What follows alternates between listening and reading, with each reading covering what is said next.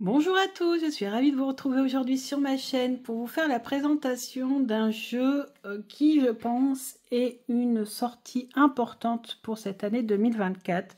C'est le Ehrenberg Tarot de Steve Ehrenberg, donc un tarot qui porte le nom de son créateur. Il a eu beaucoup de succès quand il est sorti. C'est un jeu mass market que vous pouvez trouver partout.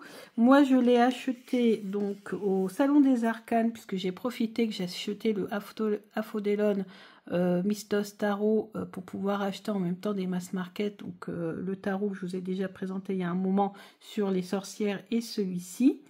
Je le voulais, ce tarot. Alors j'ai attendu quand même longtemps du coup pour l'avoir, parce que je ne l'ai pas acheté tout de suite dès sa sortie. J'ai vu beaucoup de vidéos sur ce jeu et je savais que j'allais l'acheter de toute façon, et du coup je me suis dit bah ça sera l'occasion.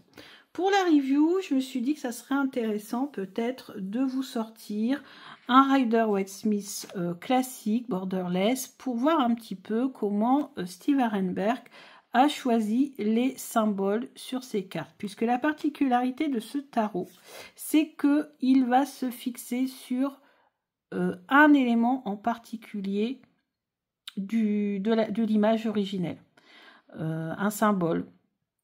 Là, une partie de corps, le visage, comme là ici on a le regard, ça peut être une main, etc. Ben, bref, il va vraiment se centrer sur un seul élément de la carte. Et pour ceux qui travaillent en symbolique comme moi, et notamment avec des jeux symboliques, bah ça plaît en fait. Moi ça m'a beaucoup plu. Certes, moi j'ai pu l'utiliser comme un tarot oracle, c'est-à-dire que j'ai aussi me laissé emporter par le choix qui a été fait par le créateur et avec le symbole qu'il a choisi. Vous voyez, parce que le symbole peut forcément peut-être nous dévoiler aussi autre chose, et c'est, je pense, l'intérêt d'acheter un autre tarot qu'un tarot classique. C'est aussi pour voir un petit peu le point de vue des créateurs, sur quoi ils se sont plus fixés, ce qu'ils ont plus étudié, etc. dans la carte, avoir une autre vision finalement du tarot, et c'est ce qui m'a plu dans le Ehrenberg Tarot. En plus c'est un mass market, donc il ne coûte pas très cher, je pense qu'il doit coûter dans les 25 peut-être euros. Est-ce qu'il y a le prix sur la boîte? Je le vois pas. 27 peut-être, quelque chose comme tout. En tout cas la boîte je ne vous l'ai pas présentée, mais c'est une boîte en dur comme ça, une boîte cloche, avec ici en plus un petit creux. Alors moi qui ai des ongles et toujours peur de les casser, bah, j'avoue que ça me plaît bien, c'est pratique pour l'ouvrir et le fermer. Et puis on a également un livret dans lequel on nous présente d'abord le jeu et Steve Ehrenberg, en plus publié par ES Game Systems, donc c'est pas rien. Donc il nous explique qu'il s'est inspiré du tarot Rider-Waite-Smith classique, voilà, et ensuite il l'a adapté en utilisant en mettant en valeur, on va dire, en mettant en valeur certains éléments de la carte. Et il nous explique ici justement quel élément de la carte en fait il a choisi de mettre en avant, et pourquoi parfois, pas toujours, mais il explique en général pourquoi il a utilisé ça. Et ensuite il donne quelques mots-clés à l'endroit et à l'envers. On va regarder le dos. Ben oui, le dos il se prête totalement à l'étude du jeu, aussi bien avec des lames à l'endroit et des lames inversées. Donc ça c'est top pour ceux qui pratiquent. Alors moi j'ai juste un problème, c'est avec les bords blancs. Et comme c'est un mass market, je me demande si je vais pas tenter le coup. Mais il faut voir, parce que vous voyez ici des fois on a des éléments qui dépassent. Vous voyez, j'ai peut-être me tenter le coup de les enlever et de ne garder que la bordure verte et orange ou marron que vous avez ici sur le côté. À voir maintenant si les éléments ne dépassent pas trop. Donc il faudra vraiment que je regarde sur toutes les cartes si voilà, s'il n'y a pas d'éléments qui dépassent, parce que sinon j'ai pas non plus envie de couper une partie de l'image. Bon là, en même temps, si je coupe un petit peu, c'est pas trop gênant, c'est juste la pointe. Donc voilà, donc moi j'ai envie d'enlever les bordures. J'ai envie d'enlever les bordures blanches parce que j'ai envie de me concentrer uniquement sur l'illustration. Les illustrations, donc les dessins, quoi, les illustrations en elles-mêmes, je les trouve vraiment superbes. Franchement, les couleurs et tout, ça me correspond totalement. Donc, on va comparer un petit peu hein, et on va passer en revue toutes les cartes. Alors, ici, on voit qu'il s'est concentré sur un chapeau de fou. Alors, c'est pas un chapeau, vous voyez, qu'on retrouve ici sur la carte du fou du Rider-Waite-Smith. Donc, on voit qu'ils ont voulu revenir à la base, en fait, finalement, et revenir à ce chapeau de fou avec la petite clochette et ce regard un petit peu... voilà, un petit peu loufoque, on va dire. On voit que c'est un personnage qui doit être assez taquin. Et c'est l'origine du fou, en fait. C'était celui qui, finalement, pouvait dire tout ce qu'il voulait et rigoler sur tout le monde sans qu'on lui en tienne rigueur. Parce que lui, il avait le droit de le faire, quoi. C'était le fou du roi, celui qui avait le droit de tout dire et de tout faire, limite. Mais ouais, on a ce regard, il est quand même très, très perçant et très adéquat, finalement, à la personnalité d'un fou, je trouve. C'est celui qui n'a pas de limite, hein. C'est celui qui va, qui fonce, qui dit ce qu'il pense et qui est parfois très, très taquin. Donc, voilà, je trouve ça... assez intéressant d'avoir focalisé là-dessus. Là, il a focalisé sur le chapeau du magicien, mais tel qu'on l'imagine avec Merlin l'Enchanteur dans nos dessins animés, etc. Donc là aussi, c'est une revisite totale, parce que dans le magicien du Rider-Waite-Smith, il n'y a absolument pas de chapeau de magicien comme cela. On a la référence plutôt voilà, aux 4 éléments avec les 4 objets des suites. Donc ici on a par contre, vous voyez, c'est cet élément là qui est retenu dans cette carte. Vous voyez, il est là, cet élément. Donc on a, lui il a focalisé sur cet espace là, vous voyez, là, avec un chapeau de magicien pour bien rappeler qu'on est sur la carte du magicien. Donc là il a focalisé sur le regard, beaucoup de regards hein, dans le jeu du Renberg Tarot, beaucoup de jeux de regard. D'ailleurs, très intéressant à étudier si on fait un tirage avec. On a ici la grenade qui est mise en évidence avec donc beaucoup de grenades. Hein, donc on a ici, vous voyez, on connaît, bon moi il y a le petit chapeau là qui est un petit peu rabaissé. Mais normalement le petit chapeau ici, là, le petit truc, il est vraiment comme ça. Et puis les petits grains qui sont là à l'intérieur. Et la couronne finalement de la grande prêtresse. La fameuse couronne qui est ici. Donc ici, on a une grenade à la place de la lune, finalement. Voilà. Donc c'est l'élément qui a été mis en valeur. On retrouve notre fameuse grenade. Et on la retrouve sur la carte de l'impératrice qui représente... Alors la grenade, elle est représentée sur sa robe. Et là, voilà. On l'a ici au niveau du chakra du cœur, sur sa poitrine, quoi, au milieu de sa poitrine.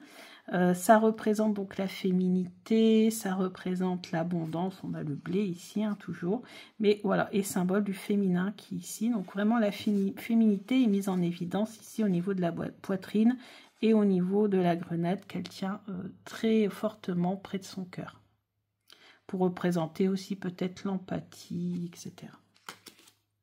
Ici, on a l'empereur. Donc là, il a focalisé son attention sur les 2 éléments de pouvoir qui sont le sceptre, ici, et le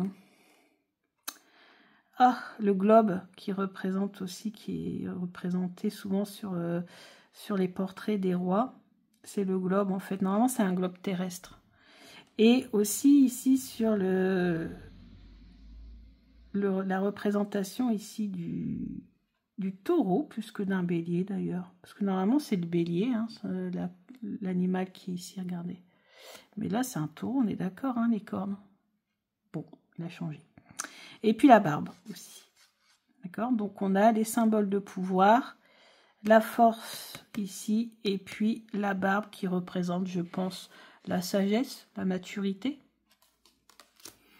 Ensuite, on a ici le hiérophante, symbole de la transmission des connaissances, et religion, la spiritualité, etc., etc. Donc là, il a focalisé sur ici je ne sais plus comment ça s'appelle, la couronne du pape, en fait. Hein. Il n'y a pas la référence ici. Non, s'il n'y est pas, hein. Non. Donc, on a la main, par contre, le symbole qu'il fait avec sa main. Regardez, qui est là. Donc, la main, le regard aussi, qui est quand même très dur, hein, je trouve. Voilà. Symbole de pouvoir aussi. Mais là, plus de pouvoir finalement spirituel. En plus, on voit bien qu'ici, ça représente vraiment une grande partie de la carte, quasiment 2/3 de la carte. Et c'est tout ce qui est plutôt, je pense, la spiritualité qui est représentée. Ensuite, ici, on a la représentation des amoureux. Alors, toujours version Rider-Waite-Smith, parce que moi, pour moi, la version des amoureux, je préfère celle du tarot de Marseille, mais bon, passons. Et donc là, on a le pommier qui est représenté ici derrière Ève, que l'on retrouve ici. Le fameux serpent qui représente le péché originel. Et les mains, alors les mains sont entrelacées, pas du tout dans la carte d'origine. Mais voilà, c'est comme ça qu'il représente la carte des amoureux. Avec la pomme qui symbolise la connaissance aussi.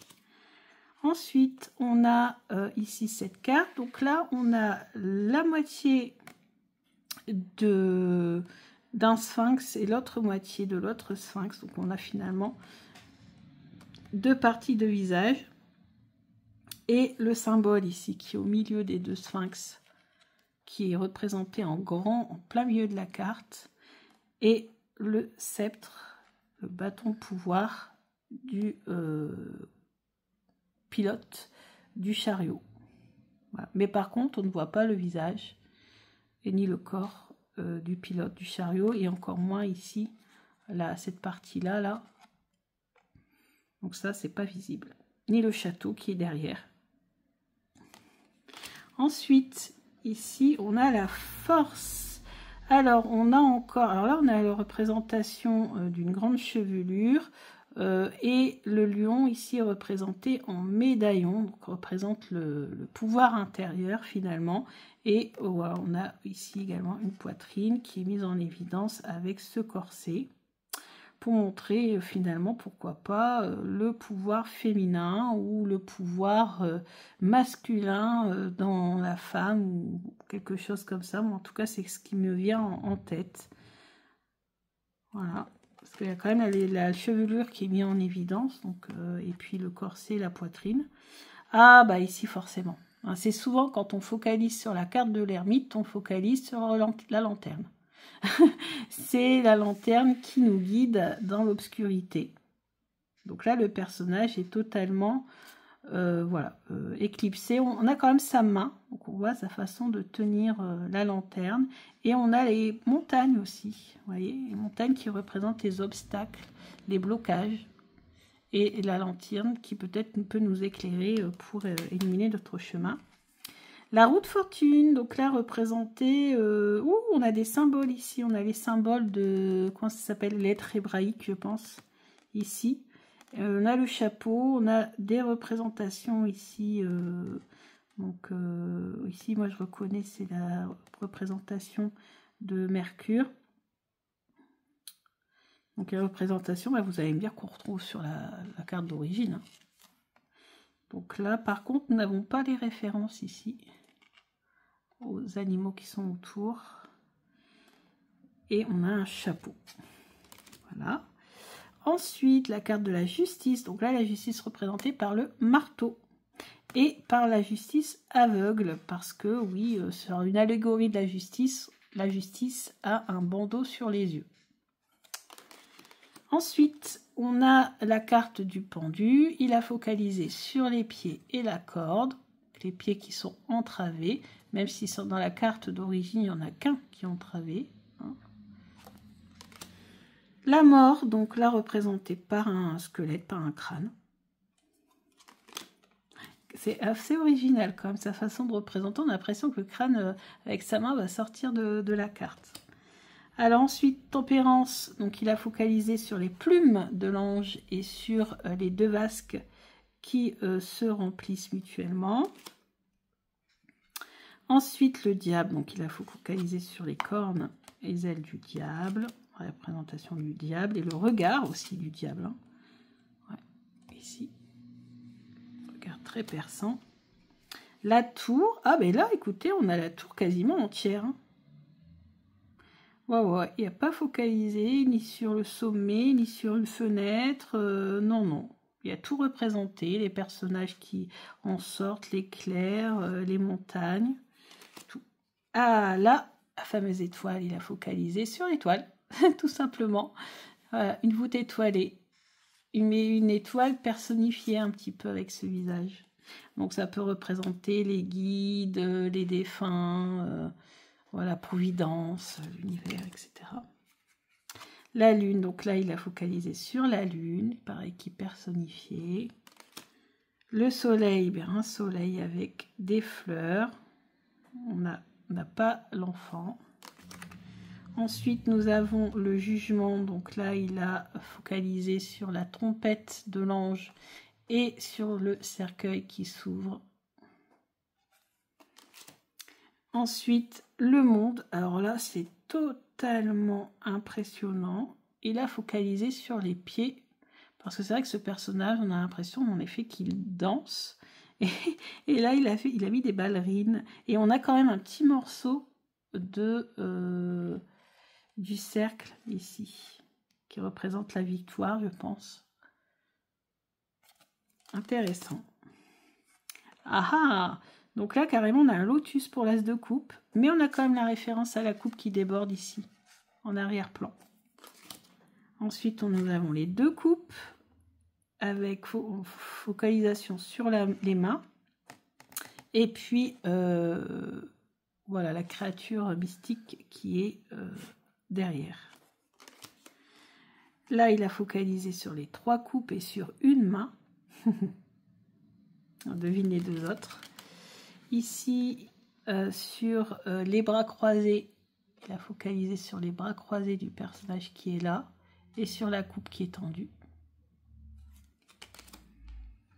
Ici, il a mis en évidence les coupes cassées, les coupes renversées. Vous voyez ? Mais des mains qui les ramassent pour représenter l'espoir de ces deux coupes qui sont là. Ensuite, là, il a mis en évidence les fleurs et puis un personnage, notamment le personnage qui sent les fleurs. Innocence. Ensuite, ici, il a carrément mis tout dans une seule coupe. Allez, hop, on met le serpent, on met la couronne de laurier, on met le genre de fantôme, on met le serpent, on met tout. Allez, on met les pièces, on met tout dedans. Allez, hop, tout dans la même. Très bien, j'adore. J'adore revisiter comme ça les personnes qui revisitent et qui a vraiment une recherche derrière, quoi, j'adore.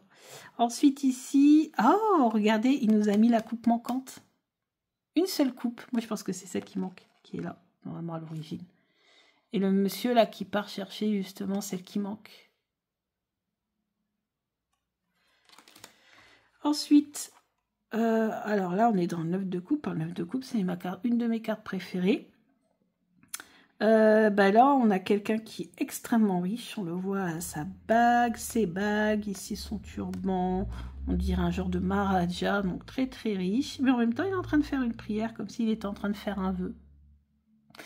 Donc les vœux qui normalement sont exaucés si vous tirez le 9 de coupe dans un tirage.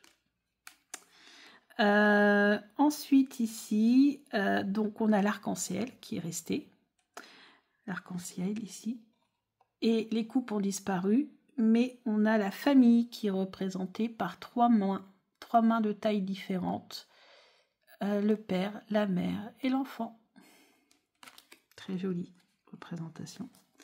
Ensuite, on a le page de coupe. Donc là, on a gardé le poisson et l'œil de ce page de coupe avec son chapeau à plumes. Ici, on a le cavalier de coupe. Donc, on a gardé son gantelet pour représenter le cavalier. On a ici la crinière et l'encolure, une partie de l'encolure du cheval avec la coupe et encore les poissons qui sont représentés ici. Notre fameuse reine de coupe, hein, forcément ça me parle avec les coquillages, la référence à la mer, la fameuse couronne, encore ce regard très tendre et empathique. et cette coupe qui est totalement fermée, et elle devine grâce à son intuition ce qu'il y a à l'intérieur, la référence aux sirènes également, tout ce qui est référence aux émotions. Et on a ce fameux roi de coupe. Donc là, la coupe est mise en évidence, mais cache un œil aussi. Donc lui aussi très intuitif, hein, capable de voir aussi tout ce qui est caché et mise en évidence donc de un de ses yeux, et la couronne avec encore des poissons. Ensuite, on a l'as de pentacle. Donc lui, c'est une carte qui ressemble énormément, hein, vous voyez. Voilà, pas de focalisation particulière. Donc là, il a focalisé encore sur le regard. On a même les narines en premier plan avec les deux deniers ou pentacles, si vous voulez, en équilibre, justement sur son fameux troisième œil. Est-ce que ça a un lien? J'en sais rien. Mais en tout cas, c'est vrai qu'ici, il est en train de chercher un équilibre avec ces deux pièces. Ici, on a... oula, alors elle est un peu complexe, cette carte. Donc, on a ici l'architecte. Donc, on a un personnage qui est ici. On voit son regard, on voit ses yeux. Mais en même temps, il est caché par genre d'équerre, hein, équerre, compas. Ouais, équerre, compas. Des références, ça, etc. On retrouve ici le plan d'architecture de l'église. Assez intéressante cette représentation. On demande à travailler quand même. Il faudrait que j'aille voir dans le livret ce qu'il en dit. Le 4. Alors là, on est carrément accroché à son argent, à son denier, à son pentacle. Ouais, intéressant. Ah, ici, il a focalisé sur l'église, mais qui est beaucoup plus, comment dire, en arrière-plan. Et ici, en premier plan, on a la jambe de bois, on a la canne, ou la béquille, voilà, les guenilles, donc les habits abîmés. Ensuite, ici, il a focalisé sur les deniers qui rentrent dans la main du... Voilà, ici. Il a focalisé sur cette partie-là. Ok. Ensuite, là, il a mis en évidence quoi? Il a mis en évidence cette partie-là plutôt du personnage qui attend. Vous voyez? Qui est appuyé sur sa pelle, là, et qui attend que le temps passe et que ça pousse. Ensuite, ici, il a mis en évidence cette partie-là avec le marteau, ce qui représente le travail minutieux. Ici, il a focalisé sur sa carte sur le faucon, qui était l'animal de la noblesse, hein, mais qui est aveugle aussi, vous avez vu ça. Et sur les raisins, qui représentent l'abondance. Et sur le bras aussi de la dame. Donc, il représente quand même la force, hein, de pouvoir tenir sur son bras un faucon. Force et le courage. Hein. Ensuite, on a ici cette carte du 10. Donc, c'est sur le personnage le plus âgé et sur son chien. Voilà, ici, cette partie-là. Personnage âgé avec les chiens. Cette partie-là qu'il a mis en évidence sur sa carte. Ensuite, on a le page de pentacle. Alors, le page de pentacle, ouais, donc c'est le regard, enfin, c'est la partie haute de la carte. Voilà. Ensuite, on a le cavalier. Donc, ouais, c'est étrange cette représentation. Il tient dans la main un râteau et un genre de bouclier en forme de pentacle. Tiens, tiens, tiens, tiens. Et derrière, on a un champ. Donc, il a été ramassé dans le champ, son denier. Qui sait?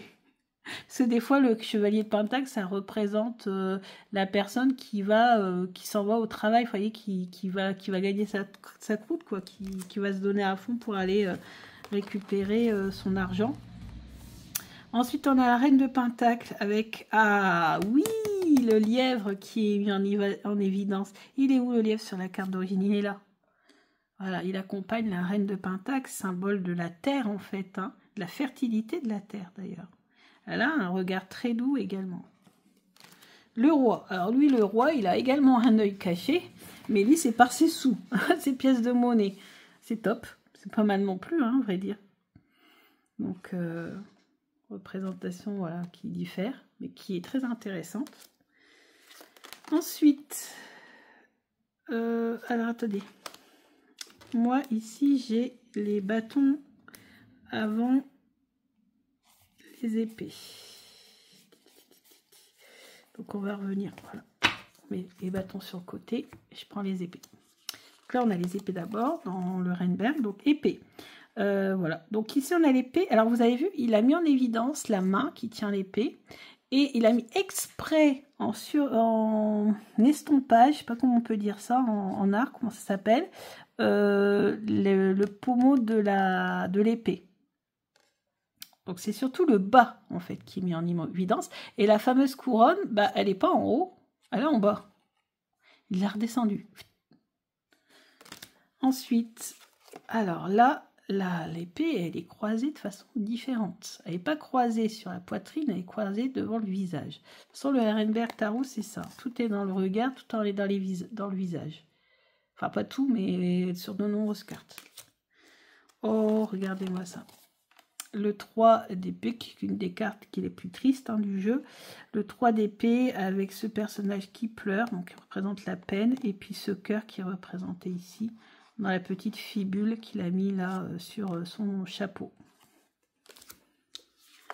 Ensuite, nous avons le 4 d'épée. Alors là, il a mis en évidence le chevalier qui est là, représenté sur le gisant, le sarcophage, on ne sait pas trop. Et il a les yeux fermés. Il y a vraiment un travail à faire sur les regards dans ce jeu. J'ai hâte de faire des tirages et de regarder justement, de focaliser sur les regards, si j'ai des cartes avec des regards, bien sûr, parce qu'il n'y en a pas sur toutes les cartes, pour voir un petit peu si les yeux sont fermés, comment est le regard, etc. Ça doit être super intéressant. Le 5, alors là, oui, il y a quelqu'un qui prend une épée et l'autre qui l'arrête. Ensuite, on a, là, il a focalisé sur les deux personnages, l'enfant et la femme. Et on les voit de face et non pas de dos. Et on a la lune, et pas l'aube, ici, doré qui commence, et la lune. Ensuite, on a le 7. Alors là, voilà, ça représente celui qui se cache, celui qui est masqué, qui fait ses coups en douce. Donc, elle a les mains liées, le regard presque caché, mais pas totalement.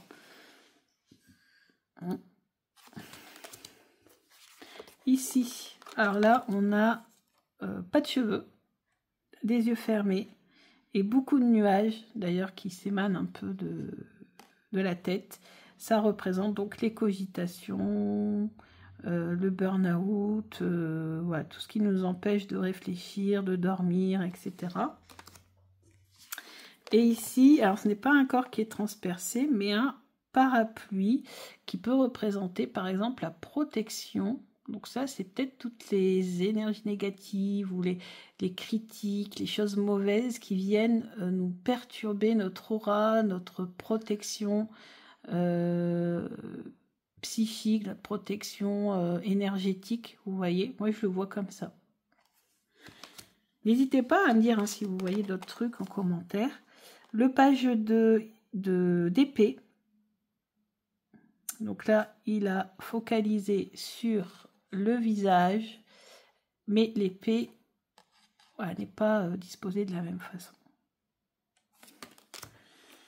Ah, alors là, ça y est, là, la détermination se ressent, ça y est, on part à la guerre, on a mis son homme, on a son épée entre les mains, voilà, là, le regard est déterminé, on y est, on y va, c'est parti mon kiki, on va se battre. Ici, on a la représentation de la reine qui est aussi très déterminée. De toute façon, c'est une famille déterminée, hein, la famille des épées, et qui est pas aussi à y aller. Hein. Ça me fait penser à une reine comme ça qui, son mari était déjà en guerre, je ne sais plus où, et ça n'allait pas trop dans leur pays et tout ça. Elle avait dû, enceinte, mettre son armure et aller guerroyer au nord. Je crois que c'était une reine anglaise qui avait dû aller guerroyer en Écosse et qui avait mis son armure, etc. Bon, après, malheureusement, l'histoire dit qu'elle a perdu son bébé. On dit que c'est à cause de ça. Mais voilà, c'est une femme déterminée qui n'hésite pas à partir en guerre. Et là, on a le roi déterminé, sûr de lui, qui y va également. Ensuite, série des bâtons. Donc la même chose que pour le lace d'épée, on a le bâton. Ah non, le bâton est très visible. Ah oui, c'est le contraire. Le bâton est bien visible. C'est la main qui est un peu translucide, transparente, qui est estompée. Intéressant. L'opposé de l'as d'épée. Ensuite, on a ici, il a mis en évidence la sphère, le globe, et le personnage et la personne qui regarde le globe. Ici, comment ça s'appelle? La longue vue. Ouais, la longue vue qui est mise en évidence. Alors, il n'y a pas de longue vue hein, sur cette carte-là. Mais bon, le bâton est représenté ici par une longue vue. C'est être voyant, voir les choses de loin, explorer, vraiment avoir toujours une longueur d'avance, essayer d'investir aussi parfois, pourquoi pas, sur le long terme. Haha, ici on a les confettis de la fête sur cette carte-là. Bon là, vous allez me dire, il n'y a pas de confettis. Mais bon, on peut imaginer qu'il y en avait, ou qu'aujourd'hui il y en aurait. Voilà. Parce que là, c'est la fête. La carte de la fête. Et là, la fête, elle est représentée par des confettis. Et l'accord ici, entre ces deux personnages, représenté par deux mains qui se serrent. Ensuite, on a deux personnages qui sont face, là, voilà, très déterminés, avec un bâton en plein milieu. Un bâton en plus qui est en train de fleurir, vous avez vu? Donc c'est assez intéressant. Et donc, ça fait référence, voilà, à cette... on se chamaille, on se dispute. C'est plein d'énergie. Là, la victoire, représentée par la couronne de laurier. Le cheval ici, qui est mis à la tête du cheval, qui est mis en évidence. Donc là, on a le regard du cheval ici, le regard de l'homme. Ensuite, on a cette carte-là, c'est le 7. Donc là, on a focus sur les pieds. Les pieds sur le rocher, avec les autres qui attaquent dessus. Ici, le 8. Ouais, alors là par contre c'est moins flagrant hein, quand même. Ouais, on n'a pas cette notion là de rapidité et de... Bon, voilà, c'est la représentation du 8. Ah, là on retrouve le bandeau. Ici. Le bandeau et le bâton. Bandeau, bâton et un œil. Ensuite... Ah là, j'adore. Ici, la représentation des bâtons est transformée en rocher qu'on doit pousser, qu'on doit, comment on va dire, porter. Voilà. Ça fait penser à Atlas, qui porte sur son dos le monde, etc. Ici, on a le visage du page qui est bien représenté ici, avec son côté curieux, aventureux, et puis la salamandre hein, qui représente la série des bâtons, puisque ça représente le feu. Ah, ici, regardez-moi ça, la représentation du chevalier de bâton. Donc là, on a carrément focus sur le cheval. Là, lui, il est à fond, là, il y va à fond, là, il est presque en train de cabrer, là, avant de partir au galop. C'est comme sur un champ de bataille, vous voyez un petit peu dans les films, et ici le chevalier qui est là, là son homme est complètement baissé, tandis que là son homme il est un peu relevé, on voit son visage, là on ne le voit pas. Donc ça y est, là, ils sont partis à la guerre. Ensuite, focus sur le chat. Souvent, il focus sur les animaux. J'adore aussi ça. Donc, il met en évidence le chat, le regard de la reine de bâton, qui est une reine très énergique, voilà, très sensuelle aussi. Hein, c'est la reine de bâton. Si vous avez étudié les cartes et la signification originelle de cette carte, voilà. Et puis, bien sûr, toujours les regards, la couronne. Et puis là, on voit les deux yeux du roi. Souvent, il y a un œil qui est caché au roi, soit par les coupes, soit par les pièces de monnaie. Là, non, non, le bâton est en plein milieu. On voit bien ces deux yeux, on voit bien son regard. Et voilà, voilà, on a fini. On a passé en revue toutes les cartes. J'espère que ça n'a pas été trop long pour vous. Mais j'ai trouvé original de faire cette présentation de cette façon. Parce que c'est la particularité de ce jeu, et puis je m'adapte aux particularités des jeux pour vous faire des présentations, pour pouvoir vous faire les reviews, parce que j'aime bien aussi changer un petit peu ma méthode de faire, et j'ai trouvé ça super intéressant. Alors après, j'irai voir un petit peu hein, ce que nous raconte Steve Arenberg dans son petit livret. Donc le guidebook a été écrit par Karen Boginski. Donc, Steve Arenberg, c'est celui qui a dû faire les illustrations. Qu'est-ce que c'est marqué?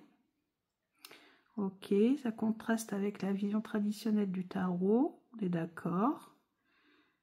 Il vous invite à rejoindre une grande aventure pour découvrir ces histoires fascinantes et récits mystiques à travers le jeu. Le travail d'illustration permet de focaliser sur les clés des cartes. Ok.